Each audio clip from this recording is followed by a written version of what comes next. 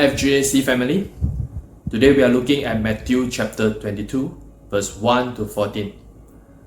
Parable of the Banquet. Let's read it once in the Message version. Jesus responded by telling still more stories.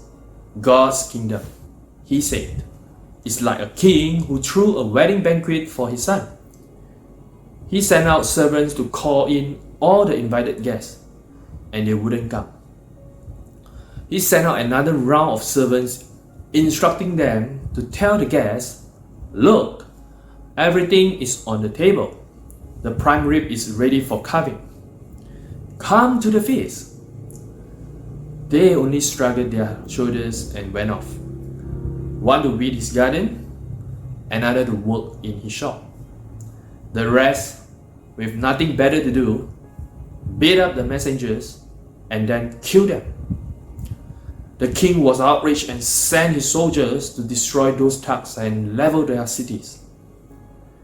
Then he told his servants, "We have a wedding banquet all prepared, but no guests. The one I invited wouldn't up to it. Go out into the busiest intersections in town and invite anyone you find to the banquet." The servants went out on the streets and rounded up everyone they lay eyes on, good and bad, regardless. And so the banquet was on. Every place filled. When the king entered and looked over the scene, he spotted a man who wasn't properly dressed. He said to him, "Friend, how dare you come in here looking like that?" The man was speechless. Then the king told his servants, "Get him out from here, fast. Tie him up and ship him to hell. And make sure he doesn't get back in." That's what I mean when I say many get invited, only a few make it. Brothers and sisters, what if our king invite you to attend a banquet at his palace next month? I'm pretty sure we will be very excited, of course, and start to think what to prepare, what to wear. For ladies, probably will need to book for salon and pedicure sections, just to ensure we are in our best outfit for the feast, right?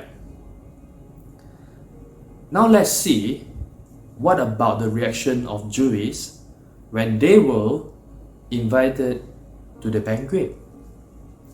First, the invited guests simply refused to come. We can see this in verse 3. And when the second call comes, they still paid no attention and go about their own business. More than bad manners, they even killed the servant that's sent by the king. Ultimately, the king destroyed the city. And we know that this is referring to the destructions of Jerusalem in 70 CE. Next, from verse 8 to 10, we know that the banquet invitation was extended to many until every place filled. In verse 11 to 13, the king spotted a man who wasn't properly dressed to the feast. He was speechless when questioned by the king.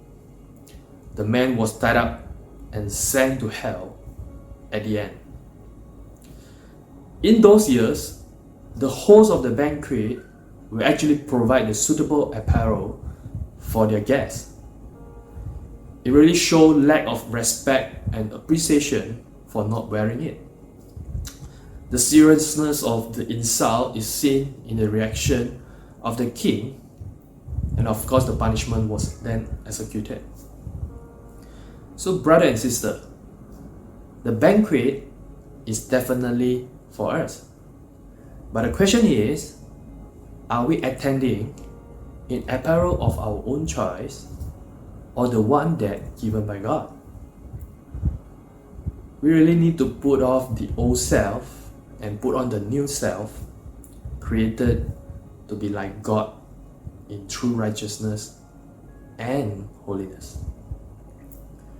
we have truly been blessed to be given the opportunity to receive the Father's invitations to the wedding feast of His Son. But we also learn from Jesus and His parables that the kingdom of heaven is for those who thankfully and properly receive the grace that God has to offer. The example of the nation of Israel should serve as a warning to us, as God's call of the gospel is open to all. The saying of Jesus still remains true. For many are called, but few are chosen.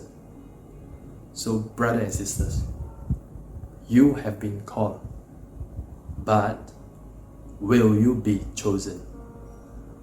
Thanks and God bless.